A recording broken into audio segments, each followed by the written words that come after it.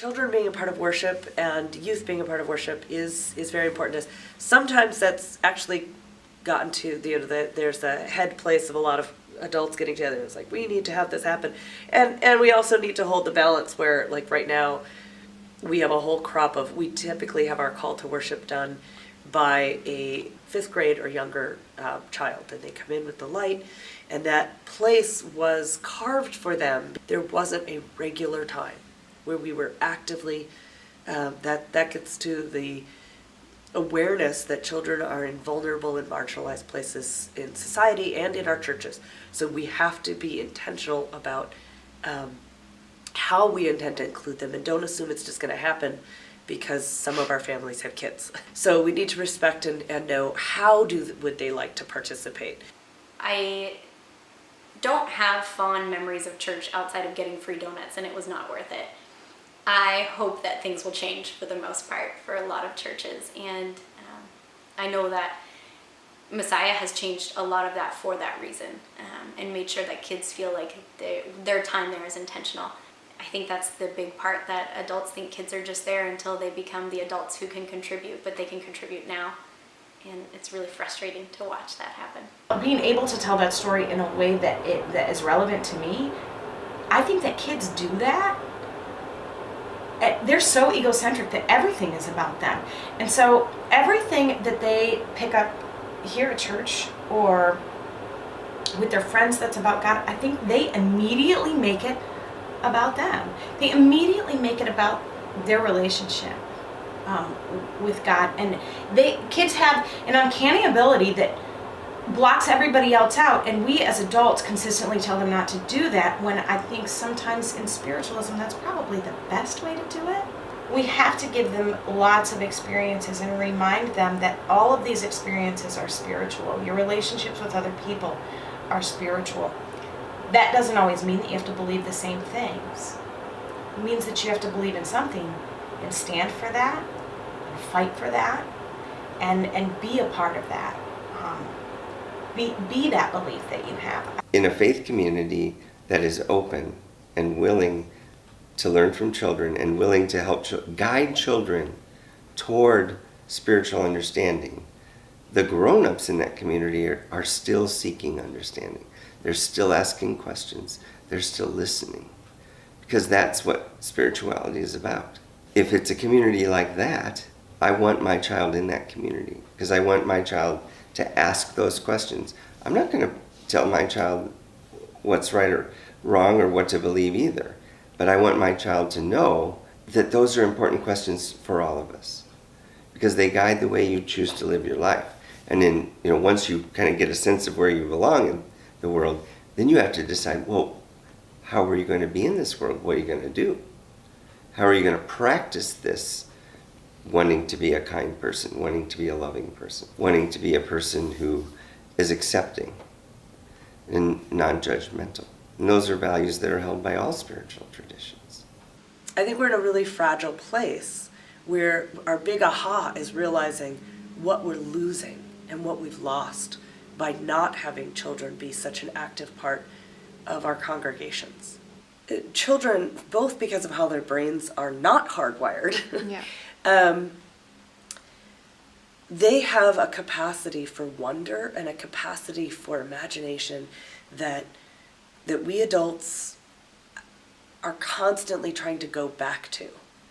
And so one of the main reasons why I encourage families to bring their kids to church and come regularly and find a friend and is to be a part of that.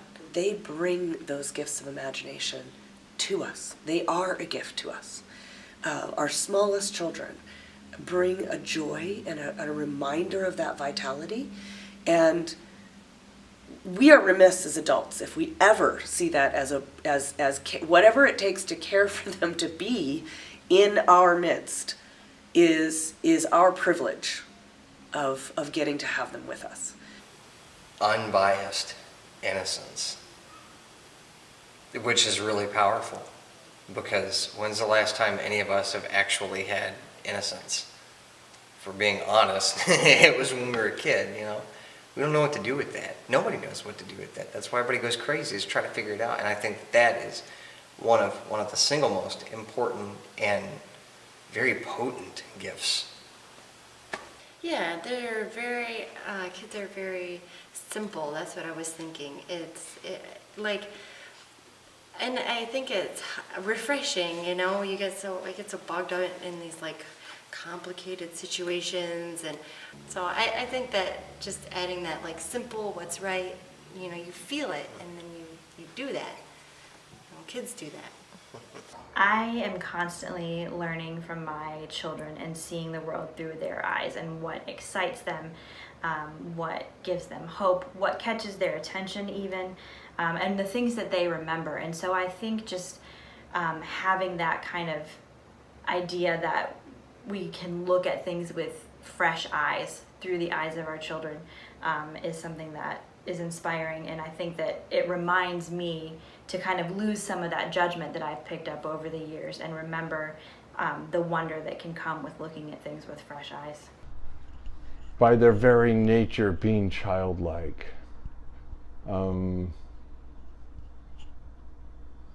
Kids say what's on their mind, they make noise, they play, and I think that's what their gift is. Adults have forgotten how to play. I think learning how to experience the world as a child experiences it is probably the way to go. I think it's the light. So they are shining all the time, and it's the light is not even tempered. It's just bright, and it could be all emotions, but they're shining and shining, and there's just aliveness. So I think when the children are around, that's what they bring, the light and aliveness. What they're bringing is just this innocent idea of, you know, they're still whole in themselves. At least that's what I'm imagining. But then the adults, we mustn't tamper or be tampered down, and to continue shining ourselves. So it's like continuing to bring our gifts to bear and be present with others and in community. To be open, to be receptive. They're very open to love. Children are all in. I love that. It's working with kids is like, it's constantly new. Yeah. I think the biggest gift a child brings to the congregation is that congregations can often be a place where our byline is that's the way we've always done it. And children have no idea how we've always done it. With kids, when you talk about worship service, it might be unexpected sounds or movements that we weren't, or reaction to a song or a story that we weren't expecting. And instead of sort of squelching that or like being like, oh, what's that?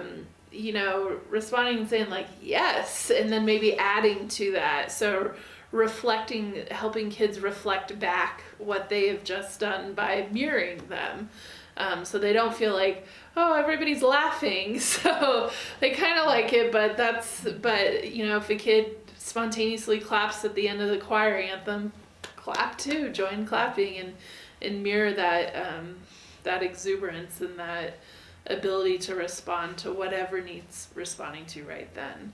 Spontaneous and accessible life force. I think that's what children have. They're just life force is just purely, and it's pure and radiating, and they're just expressing and their feelings. Like the feelings, I think, are really important. Like the child, when we were children, it's about feelings. It's about our emotions. Like all that child that we are inside wants is to feel things and to have those feelings come to some sort of completion. Whether if it's anger, it's like something needs to be done about the anger. If there's pain, it's like this completion of the pain and the full expression of these feelings, and then to flow from one feeling to the next and to the next and to the next. It's just like this openness to that kind of an experience. And the adult sometimes can like tamp that down. And I think adults could moderate it, but like to just be able to really feel deeply and to be able to express that and let that be a divine experience too. I think that's sometimes what adults forget, that the feelings are part of the divine experience. The feelings are divine themselves. And to not lose sight of that. And the other aspect, I think, is just being able to see things freshly, purely, like to say, hey, this is a tree, this is a river, this is a rock. I mean, that's just labels. But a child can just experience it like this wonderment, like this newness. Things can be still exciting, still an adventure. There's still the sense of, I don't know, I keep going to that other word, magic. Like there's some magic in the world too. And I think the magical child, the magical framework, I think it's like a layer to our experience that children are in touch with and can remind us of that as adults. They can really move the congregation in the correct direction. They are a member and you're lifting them up as members of society, and they bring so much more light to that congregation. And the more kids you have, you'll notice that people's spirits are lifted. The responses that kids have are typically much deeper, not just so black and white. The gifts that children bring to everywhere, I feel like, are the wonder and curiosity of a child is just not the same as an adult. And I find myself feeling gifted when I can see something in the same way that a child sees it, with that wonder and curiosity. I think also children are often less cautious than adults when they speak. They say what they think. We as adults often say things like, you don't think before you speak. That's one of the best things that happens for a child, is that they don't think before they speak. They are learning, and they're curious, and they're wondering, and they're doing all of it out loud. And so often, all we have to do is listen. We talk about becoming disenchanted, and it's always sort of heartbreaking to watch, but I think at their core, children, you do something, you do it all the way, and I think that is how we're supposed to live out our faith. And I think that is the goal that Jesus is trying to point to, instead of getting held up on what are the rules of what I can do on the Sabbath, what are the what's the doctrine of my church or my religion, what's the right sort of details of how I'm in the particularities. He encouraged people to say more, what is right in this moment? What is God telling me to do? How do I know in my gut to respond to this person who's in need in front of me? Children bring chaos, and there are so many frozen churches that need some chaos. They also bring a beautiful obliviousness to tradition and custom and the rules. And for every church that's stuck in the past, and I don't know one that's not, that what they need is more of that, more childlike play. That if it's not fun, why should we bother with it? By taking them seriously, I would say, and not. Children's sermons worry me because they're most of the time, and I'm as guilty of this as anyone, because it's how they're set up. The children come up front, the adult says something to the children which is really aimed at the adults laugh because the child answers, and it's not real. So I think, if there is some way to contextualize or frame them in a way that makes their thoughts real and not entertainment, that would be my experiment. So the 3-year-old asks you questions continuously all day long. And most of those questions have a spiritual dimension, because they are trying so hard to find out who they are, how they fit in. How do they fit into this picture? And that is what spirituality is. Do I belong? How do I belong? Why am I here? And how do I fit in this picture? Like, just look at a baby. Just be with a baby. Look in their eyes, and you will see. It's just beautiful. And you just know they there's more between us than we can see or understand. But you know for sure that we're connected. And that baby knows they're connected. So I just think children can teach us so much. They can change us. We should allow them to do that. I think that children naturally possess the idea of hope, always wanting things to be better or thinking that something great is coming around the corner. I think that they are connected to magic. I think that specifically around the Christmas story and the traditions that we have there.